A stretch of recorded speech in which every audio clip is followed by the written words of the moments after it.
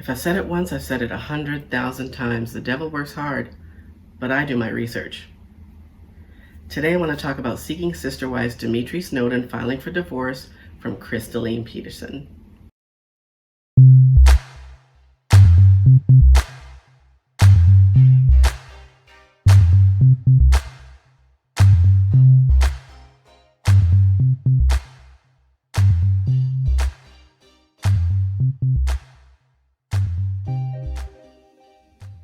Hey, welcome back to my channel. My name is Debbie. I'm the She in Sheality TV, and today I want to talk about not so much about the fact that Dimitri filed for divorce against Christeline, which was all over the web yesterday, but I want to talk about the implications of that filing. So, like I said, yesterday it was a huge splash. TMZ, God knows who else, YouTubers, bloggers, vloggers, blah, blah, blah, blah, whatever. Dimitri Snowden files for divorce from Christeline Peterson. Okay, cool. So that said, given the fact that we were all wondering if they were legally married, kind of gives us our answer.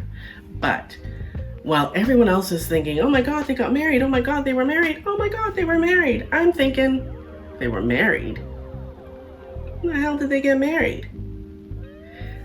Given the fact that Ashley and Dimitri brought Christeline into the US so quickly once the shutdown was starting, tells me that she didn't come in on a K-1 visa. She came in on likely a travel visa, likely a multiple entry travel visa, okay? Because she had been in the country before and was probably planning on coming back, she probably got a multiple entry travel visa because she didn't have to file for any documents or paperwork or anything like that once they bought her tickets, right? Once they purchased the tickets for her and her kids, they didn't have to file any paperwork or wait for any paperwork or whatever. They got on the plane, one of the last flights out of South Africa to the US, okay? The next thing we know, Christeline is filing the restraint against Dimitri that I showed you in a previous video, and I'll put that up here somewhere if you haven't already seen it. And so we're all like, oh my God, what's going on, right? Still no answer as to whether or not they're married at that time, right? Nobody knew that they were married until yesterday, okay? But at the same time, when I did that last video, I don't know how many people said in the comments that if she files the restraint while she's in the country, while she's married to a US citizen, she automatically gets a green card. Now, to some extent, that's true. My research has told me that to some extent, that's true, okay? If she had come in on a K-1 visa and she suffered at the hands of a US citizen, the US government would then take measures to give her permanent status based on what happened to her in her marriage, but at the hands of a US citizen. But given the fact that she came in on a visitor visa, or what they call a B2 visa, let me read you. So with regard to her coming into the country, into the US, and we know how forgiving the US government is about immigration, if she comes into the country on a B2 visa or a visitor visa and gets married, she has to leave the country after she gets married. She doesn't have to go back to her own country, but she has to leave the US.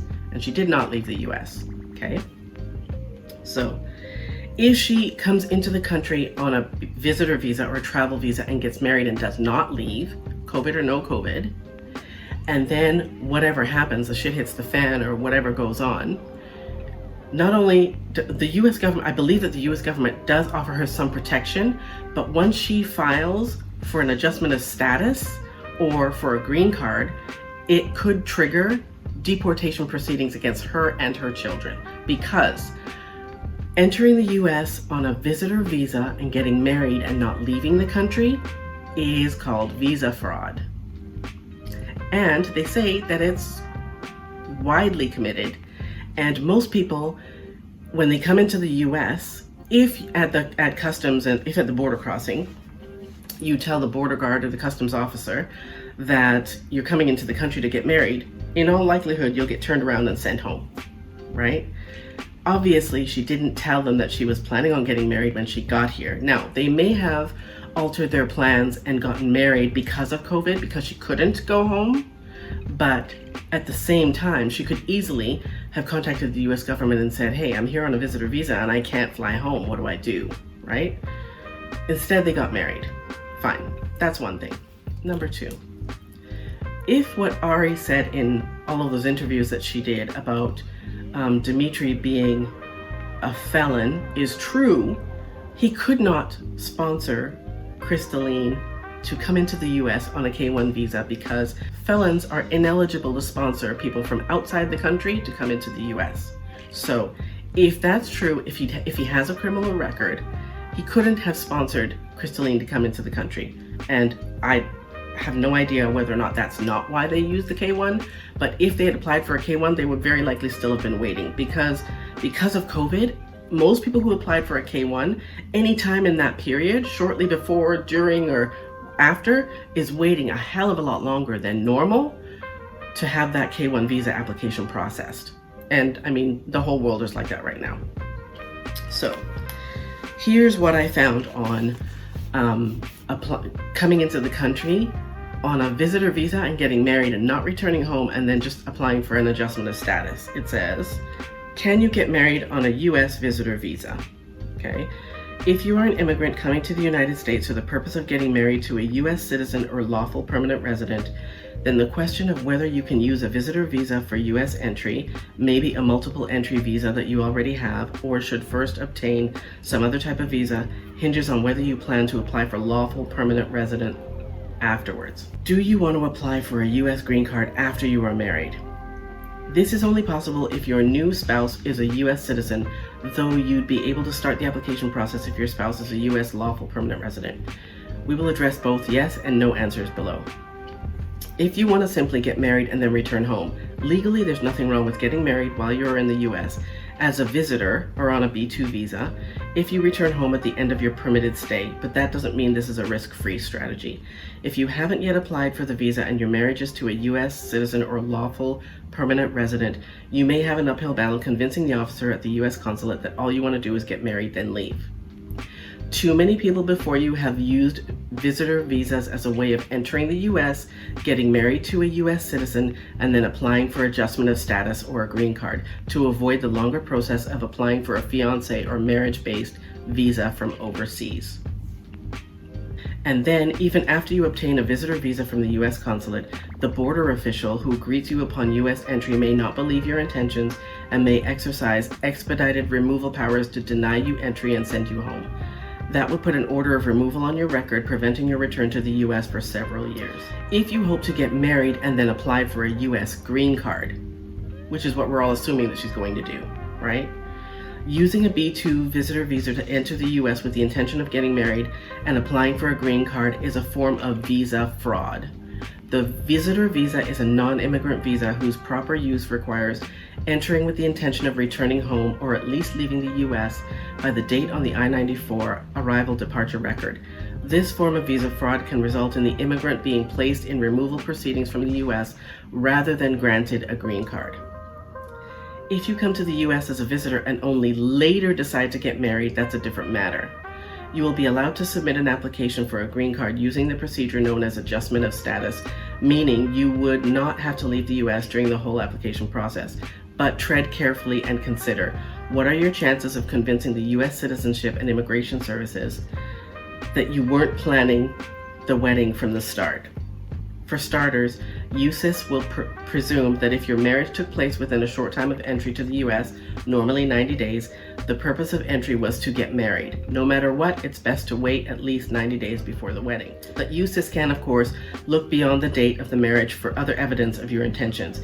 And because you will have to submit personal documents showing that your marriage is bona fide as part of the green card application, this could trip you up. If, for example, you submit a letter from when the immigrant was still living abroad saying, I love you, can't wait until the big date in June, you can probably forget about convincing USCIS that your intentions upon entry were not fraudulent. Of course, if you entered the US as a visitor and then met someone and decided to get married, you have a good chance of presenting a convincing case that no visa fraud was involved and succeeding with an adjustment of status application. But if you're still trying to figure out what type of visa to get for US entry, a fiancé visa is your best bet. She entered the country with the intention of getting into a marriage-like relationship with Ashley and Dimitri. So for them to actually get married, I'm feeling like it'll trigger deportation proceedings. But that's just me, right? Like I said, we all know how unforgiving the US government is about immigration and about visa fraud. So yeah, that's what I'm thinking about that. Yes, it's true if she has to file restraint against him, blah, blah, blah, whatever, and all of the shit hits the fan while they're married, cool. It's like Judge Judy says, you gotta come with clean hands. You can't come in, commit visa fraud, and then expect to apply for a green card and get okayed for that, right? That's what I was thinking. I'm thinking, if they were married, she would have had to come in on a K-1 visa. And to the best of my knowledge, a K-1 visa takes forever, a long time. And she would have had to apply for it when she was still in South Africa. He would have had to file paperwork here, getting approval for her to apply for the K-1 visa from South Africa. And I don't know, maybe the show left it out, or maybe it's still to come, but to the best of my knowledge, I didn't hear anything about a K-1 visa with the Snowdens. So I don't know, it will be interesting to see how this plays out. If she's here on a visitor visa, she won't get an adjusted status. So yeah, that's all I've got for the whole seeking sister wife divorce mess. My name is Debbie, this is Sheality TV, and I will see you next time. Peace.